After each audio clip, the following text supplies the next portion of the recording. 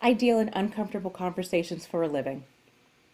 Now, I know that sounds unusual. Most of us shy away from uncomfortable conversations because society teaches us to avoid controversial and provocative topics.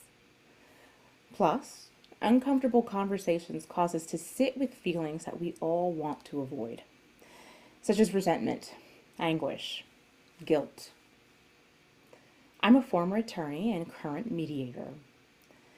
People come to me to facilitate the resolution of legal disputes.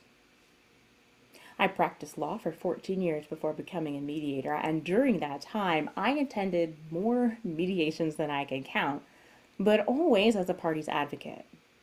And almost always, I represented the defendant. When I was practicing law, the financial needs of my client were most important to me, not their emotions. In hindsight, I know that I didn't really see them as individual people. They were cases, essentially just pieces of paper. When I had time, I did listen when they spoke of their feelings, but I rarely had much time, and I certainly didn't believe that managing their feelings would impact my ability to zealously represent them. But now, nearly 15 years after I began my legal career, I serve in the position of mediator, with the goal of helping people who are in conflict come to a resolution of their issues.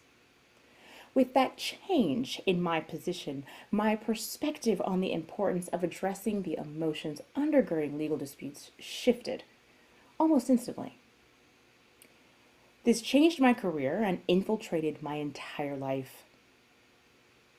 Society teaches us that we need to be nice, be polite, essentially to lie if necessary to protect the status quo. This is as deeply ingrained in the legal profession as it is in any other aspect of the human experience. Surprisingly, it has also been the status quo to avoid uncomfortable conversations during mediations. Most mediators overlook the party's emotional needs, but I quickly realized that that approach needed to be drastically changed. Now, I love an uncomfortable conversation because I know that once we get through it, the negative feelings often dissipate. So that you have a clearer understanding of what the US legal field looks like and the environment in which I find myself. Only 5% of lawyers are black, both men and women. Accordingly, black women make up less than 5% of the profession. The numbers are even lower when we look at black women in mediation. Because the majority of mediators at top firms are retired judges, and the overwhelming majority of retired judges are white men, I'm one of very few black millennial women in the field. So it would be fair to say that I'm just a bit different from most of my fellow mediators. You can imagine that my approach and technique are different as well. What I began to notice is this. Certainly the parties are usually arguing over money, but it's always about the underlying feelings and emotions. I began to explore different techniques, all of them nameless, and suddenly clients were having breakthroughs. I encouraged the parties to tell me about their negative feelings, why they feel that way, and what else has happened to cause their current emotional state. When the parties are willing to engage in this exercise, their discomfort births breakthroughs. I learned how to effectively have an uncomfortable conversation. The key is revolutionary, yet very simple. I ask curious questions and genuinely listen to the responses with an open mind and non-judgmental heart. I started using this technique in my personal life, and every one of my relationships has changed for the better. I've discovered that the strategy I use in the legal field, which I call the 4 cornerstones of mediation, emotional intelligence, cultural knowledge, cultural immersion, and genuine empathy, can also work for each one of us in our daily interactions and relationships. These 4 cornerstones are the foundation of an uncomfortable conversation. They are inextricably, yet gently, intertwined, with each needing to be rock solid in order for the process to work. So, what is emotional intelligence? We've all heard of it. It's a buzz phrase and is quickly becoming the go-to measure of a person. Primarily, Emotional intelligence concerns whether we are fully aware of our own feelings and whether we allow that awareness to control the way in which we lead our lives.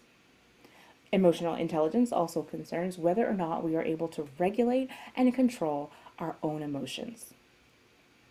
It's become important because most people don't tell you how they feel, either because they don't want to or because they don't know how to describe their feelings. Ask yourself, can I identify my own feelings? Do my feelings help guide my decisions? Do I understand how my emotions fit with the people and happenings around me? And can I use this information to relate and properly interact with others? It's a lot to contemplate, but this phenomenon happens seamlessly, easily, unconsciously, and instantaneously for many. Cultural knowledge. It's all about knowing the norms and values that a culture holds. In other words, how do one's peers within a given culture expect one to behave? In my work, I see people from all different communities. Atlanta is genuinely a diverse cosmopolitan city. Here's an example. Some cultures find direct eye contact disrespectful, while most Western cultures find a lack of eye contact disrespectful. Neither is right nor wrong, just different and variable from culture to culture. How closely should someone stand next to you? Do you nod your head up and down to indicate yes? Or do you shake your head from side to side to indicate yes? Americans focus strongly on life, liberty, and the pursuit of happiness. Are those values innate to the human experience? I don't know. But as an American, I was indoctrinated to believe that they are. Not every culture holds these same beliefs, and that is fine. It's neither right nor wrong. It simply is. Once we've studied and gained cultural knowledge, we need to apply it. That's where cultural immersion comes in. Cultural immersion is exactly what it sounds like, immersing oneself in another culture. Study abroad programs are an excellent example of this. Cultural immersion involves putting ourselves into a position in which we can no longer view ourselves as outsiders or as strangers to a culture. This is crucial because actively engaging with a culture and its people will teach you what they do, how they live, and importantly, why they do what they do, why they believe what they believe. Ultimately, cultural immersion helps you see a new perspective on life and the world, and ideally, in a non-judgmental way. And finally, genuine empathy. Ever since I was a little girl, I had a strong sense of empathy. But as a lawyer, I felt the need to hide it, shut it down. In fact, I was specifically told that too much empathy could affect how I did my job as a defense attorney. As a mediator, I'm able to tap into that natural empathy and pull it back up. And I realized just how important it truly is. At its most basic, empathy can be described as having genuine concern for others and their well-being. But in this context, the most important aspect of empathy is having an understanding of how people feel. Because we live in an ever more global and multicultural society, for the billions of us to exist peacefully on this planet, we need to know how to communicate with each other. When we stand on the 4 cornerstones I've identified and build our capacity for kindness within their parameters, we can harness their energy and come into tremendous power. That power allows us to see each other as individuals, free from judgment and with an understanding of our own feelings and an appreciation for the feelings and points of view of others. Sit in that discomfort. Engage with the uncomfortable and allow yourself to move through it. Ultimately, expressing your feelings and listening to those with whom you disagree will free you of the discomfort, allowing you to move on with your life, unencumbered by that prior pain. One day, while arguing with a friend, I decided to implement my cornerstone technique. Instead of jumping immediately to continue to quarrel with her, as is a natural instinct, I stopped myself. I made the conscious decision to consider her feelings. I considered her point of view, and I simply listened. I did so with an open mind and non-judgmental heart, and we quickly got to the bottom of the issue. Although my friend was arguing with me because I had triggered her anger, I had nothing to do with what was actually bothering her. I never would have known that had I argued instead of allowing an extremely uncomfortable conversation to happen. I use the cornerstone technique with my 4 children too. They're ages 3, 4, 7, and 9.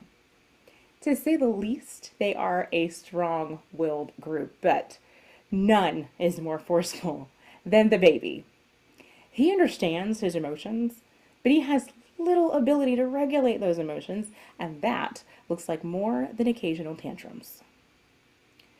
I suppose I could argue with my 3-year-old, but where would that get me? It certainly wouldn't get me any closer to what I want, which is to calm him. Instead of arguing with him or trying to rationalize with him because he is 3, I sit down on the floor, physically getting down to his level. I scoop him up onto my lap. I give him my most concerned look and a huge hug. His heart stops racing. He opens up and he tells me what's wrong. I may not even understand everything that he says. Typically, I don't. But that's of no consequence to him or to my efforts to soothe him. It is no matter that I don't know what he meant. Really, because he knows that I'm listening. The technique clearly works, but I receive a lot of pushback when I talk about it in certain mediation circles, likely because they're not ready to have the uncomfortable conversation that needs to happen. I don't mind the pushback because I am determined to defy the status quo. Again, my particular demographic, Black, woman, millennial, makes up only a tiny percentage of the legal profession generally, and even less of the mediation field. My perspectives, lived experiences, and expectations are different from many of my peers. I could go along to get along, but I refuse to shrink to fit the ready-made box. The current highly polarized political climate makes clear human interaction requires monumental change because negative emotions fester and eventually erupt. We've been indoctrinated to avoid uncomfortable conversations, but we now have full knowledge that there is a significantly better way. All we have to do is try to see each other's perspectives and view each other from new angles. This unique way of mediating that places our emotions at the center in order to discover the truth is the new millennial way of having uncomfortable conversations. When we enter a conversation with curiosity, authentic listening, an open mind and open heart, both parties feel happier, seen and heard, which is the beginning of the end of conflict in our lives, our communities, and ultimately the world. It's the beginning of truly embracing each other as we master the art of the uncomfortable conversation. Thank you.